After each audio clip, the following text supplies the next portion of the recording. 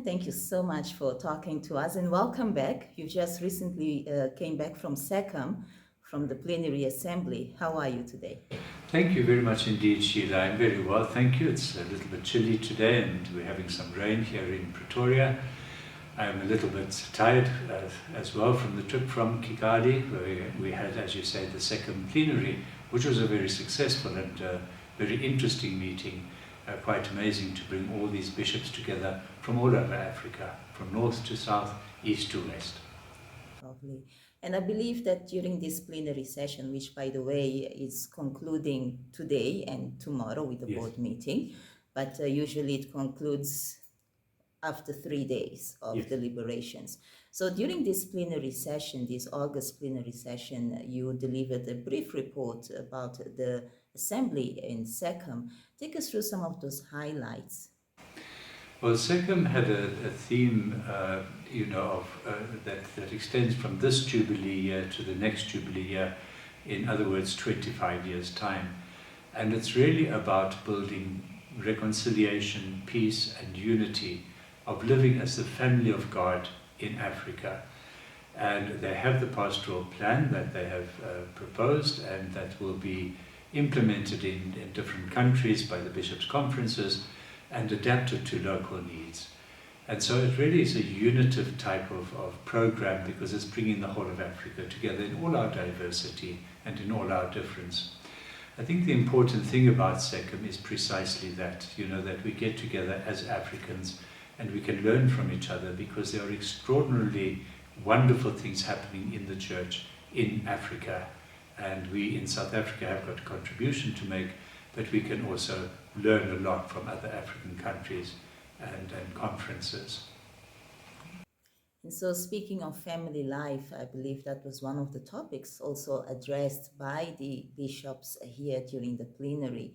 You looked at topics such as family life. You also looked at topics concerning the environment, Laudato Si. You looked at topics also with regards to education, formation, seminary formation, as well as laity formation, and not forgetting synodality, which is one of the points, one of the 12 points outlined by SACM for the pastoral plan for the next 20 to 25 years, if I'm not mistaken. Precisely. Sheila, I'd just like to, you've named these themes and these topics that we've been talking about, and if you consider it, it's all got something to do with integral development of the human person. And it just reminds me of something that Cardinal Cherney said, who is the prefect of the dicastery for integral human development. And what he said is that we should try to answer 3 questions. In our own local situation, what are the obstacles to integral human difficulty? Secondly, what skills and what are we giving people, resources to people to overcome those difficulties? And the third question is, to what extent are we promoting Catholic social teaching, which is designed for integral human development?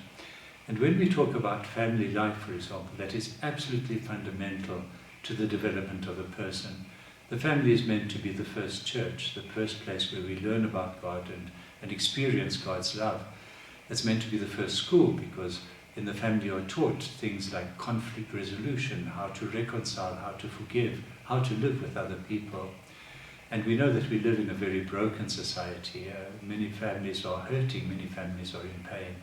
And it's a great responsibility on the church to reach out, to try to provide pastoral support to those hurting families, but also to encourage and to help people to live family life as fully as they possibly can.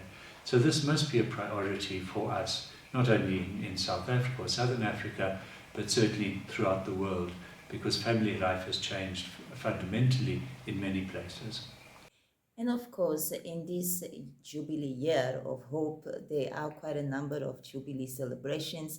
There is the upcoming IMBISA Jubilee celebration, but we'll get to that a bit later. Right. But I like what you said about the integral development of the human person.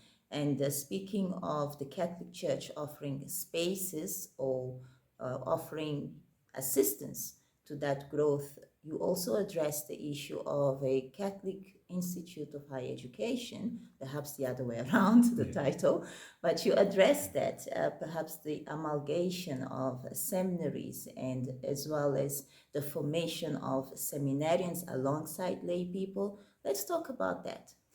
Yes, so this is a discussion that has been going on for some years. And it's a very important discussion because we have three institutions of higher education in the Catholic Church at St. Augustine's College, St. John Vianney Seminary, and St. Joseph's Theological Institute. And we've been looking at different models about could there be collaboration, could there be amalgamation, what is the best way forward? Because we feel that there is a big lacuna in the Catholic Church in South Africa, is that we are not offering lay people sufficient opportunity to deepen their own faith, to learn more about Scripture, to learn more about theology. But further than that, there's also a need for a Catholic university to be able to offer secular sciences, but within a Catholic ethos and a Catholic context. Now, St. Augustine's has been doing that, but we know that St. Augustine's has very, very unfortunately encountered quite a number of difficulties and problems, and most particularly financial, so it cannot continue as it has been in the past. So what we are looking to establishing is a Catholic Institute of Higher Education, starting off small and allowing it to grow in the future, hopefully to develop into a fully fledged Catholic university, but that will take many, many years. So we're starting really with St. John Vianney Seminary, and now looking at whether we can incorporate the accredited courses of St. Augustine's into St. John Vianney Seminary, and to make the seminary a place of academic tuition, and the formation, the other aspects of priestly formation will be done separately from that. It's a very exciting thing, and I would really ask everybody to pray for the success of this. And then, of course, we are still living the implementation phase of the Synod on Synodality, and the SACBC has established a commission that deals with the synodality. Let's talk about that, and then also look at the role of youth. You spoke a lot about the formation of children and the interruption of the formation of learners due to schooling over 7 days a week. So let's talk about that in the context of synodality and the implementation phase that we are living in. Thank you very much indeed. As you say, the SACBC has established its synodal commission or committee, and that has been registered with the dicastery in Rome. That's quite important because we have had an instruction that not only must bishops' conferences register their committees, but every diocese must register their commissions. And so we are looking at all the dioceses to get the names of the people on their commissions to implement synodality in their local dioceses. Some dioceses have accomplished this already, others are still on the way. But it's meant to be an inclusive committee that includes, priests, deacons, religious and lay people, men and women, young and old, in order to get a very balanced picture of how synodality can be implemented. Again, I find this a tremendously life-giving and exciting process. And the most important thing is that we continue with the follow-up and continue to make sure that we implement what has already been started. Because it's so easy just to become a talk shop, but we actually need the action in this respect. With regard to young people, one of the concerns that was raised is that, our schools, no, I'm not talking about Catholic schools now, but generally the schools in South Africa give possibly very excellent education in many cases. Others are struggling, of course. Many other opportunities in sport and extracurricular activities. But what values are being passed on to young people? What ethical and moral values are they being given? What formation are they being given as human beings? And again, we think there's a great lack in this. And this has been indicated, for example, where schools unilaterally have started to have Saturday and Sunday classes. So children sometimes can't go to Mass on Sunday, so their faith formation is lacking. Again, we've got to look at the holistic good of a young person, of a child. You not only need to have your food and your safety of a home, you not only need to have education and sporting facilities, you also need faith, and you need to have ethical values. And we see how in our country and in our neighboring countries as well, how those ethical values are really lacking. And that's led to so many of our difficulties and our crises that we are encountering at the moment. And then before we wrap up, I know you're rushing to get your flight, but one thing that comes to mind, Cardinal Brislin, is the fact that SACBC region is struggling with vocations. And for that reason, you somehow rely on outside vocations, I mean missionary support, and mainly from African countries. However, the issue of documentation remains a challenge for many of these missionaries coming from Africa to work or to offer their services in a country like South Africa. This is absolutely true. You see, obviously the South African government is very concerned about people from other countries coming in and, as people would put it, taking the work of a South African. But in South Africa, we do have a lack of priestly vocations. We have a lack of religious men and women. And so we do appeal to other countries to give us assistance for the pastoral care of people in Southern Africa. And unfortunately, of course, while the South African government has been very open and very enabling to help us, unfortunately there are aspects and sometimes different people within the department who don't seem to understand that any priest coming in is not actually taking the job of somebody. And so in recent months we've had a lot of difficulty, increasing difficulty of priests not being able to get their visas to do pastoral work in South Africa. Sometimes priests have been here for some years and haven't been able to renew their visas. And this is a great tragedy, and our hearts go out particularly to those priests who have been ministering in South Africa and have had to return to their home countries because they haven't received their visa.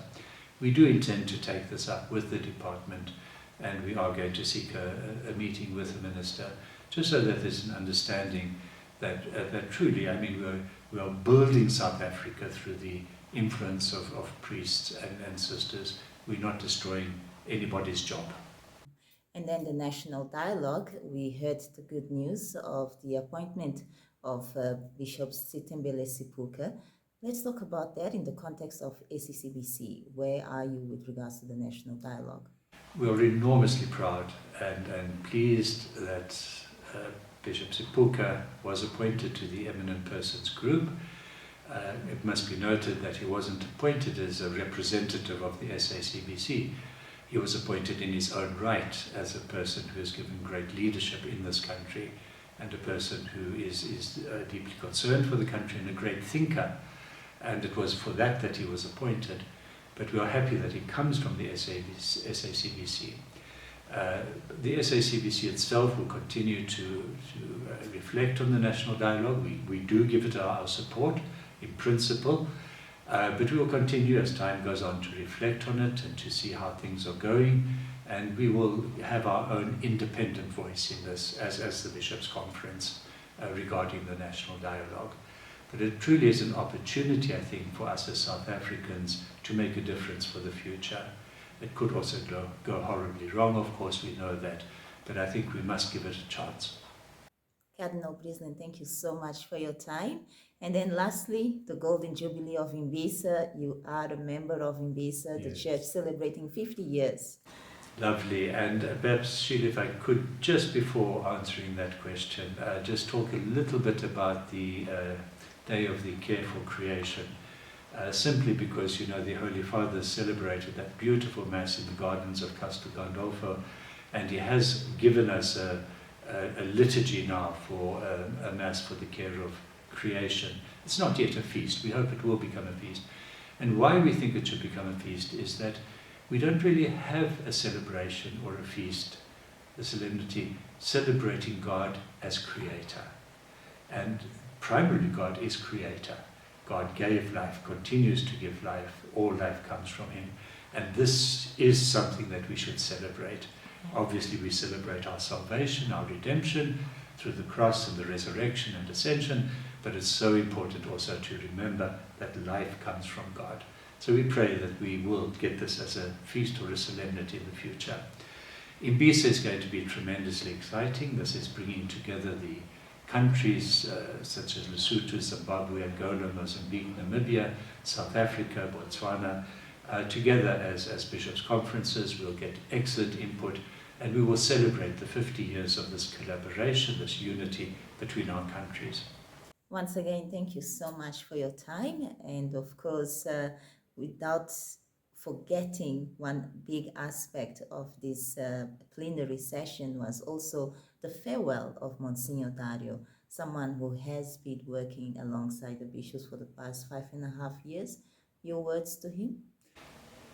We expressed enormous gratitude to Monsignor Dario. It has been an absolute pleasure to work with him. I remember when he first came to South Africa, how he worked with the nuncio of the time, Archbishop Peter Wells, and they made an excellent team. There was a period when we didn't have a nuncio, and Monsignor Dario continued the good work. He was always available to us, always approachable, always willing to help. He's worked very well with the new nuncio to see him into the position. And it's sad to see him go, but that's a diplomat's life, and we certainly wish him well, every blessing and every grace for the future.